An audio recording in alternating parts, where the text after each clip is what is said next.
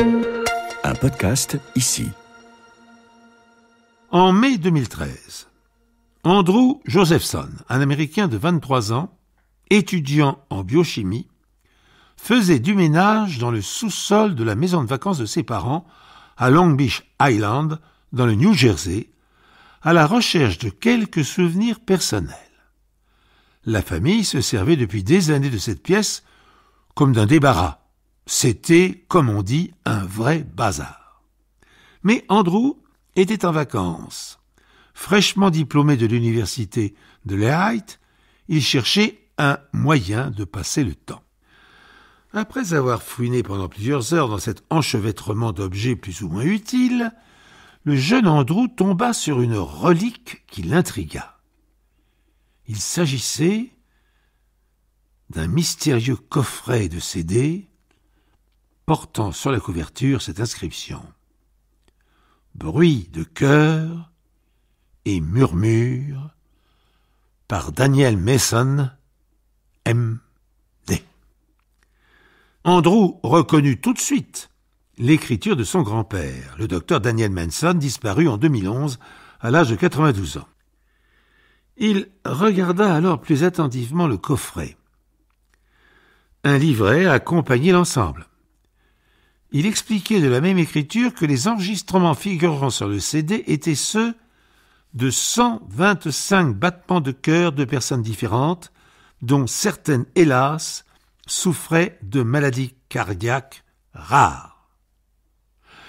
Le docteur Mason précisait que chaque battement provenait d'un patient qui avait fait partie de sa clientèle au cours de sa longue carrière de près de 50 ans. Cela mérite d'être écouté, se dit immédiatement le jeune Andrew. Déjà dans sa tête, une idée germait.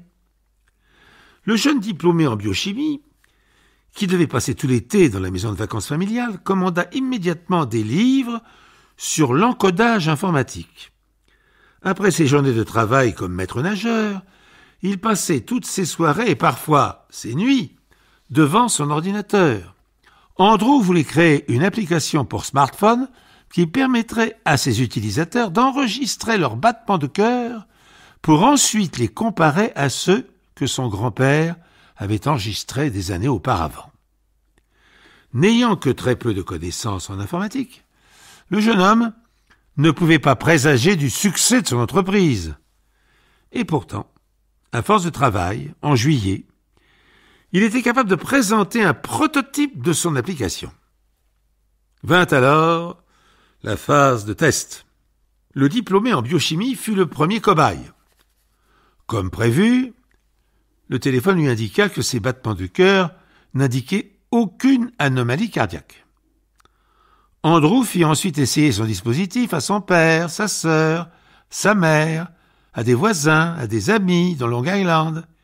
Il n'y eut pas de mauvaise surprise. Tous eurent la confirmation qu'ils ne souffraient pas de maladie cardiaque. Tous, non. Sauf la mère d'Andrew, Tina, âgée de 54 ans. Pensant d'abord à un dysfonctionnement de l'application, Andrew demanda à sa mère de refaire le test. 1 fois, 2 fois, 10 fois. Et à chaque fois, le résultat fut le même. Votre rythme cardiaque est anormal. Tina semblait sincèrement désolée de voir que l'invention de son fils ne fonctionnait pas. Il avait passé tellement d'heures à la programmer. Quelle déception ce devait être pour lui, car la fringante quinquagénaire était en parfaite santé, et qui mieux qu'elle aurait pu en juger, puisqu'elle était médecin depuis de longues années. Après les tests, Tina reprit donc sa vie normalement, sans rien y changer. Mais un doute s'était installé dans son esprit. Elle remarqua dans les jours qui suivirent qu'elle était parfois essoufflée. Et finalement, pour en avoir le cœur net, une bonne fois pour toutes, la femme se décida à pousser les portes d'un cabinet de spécialistes.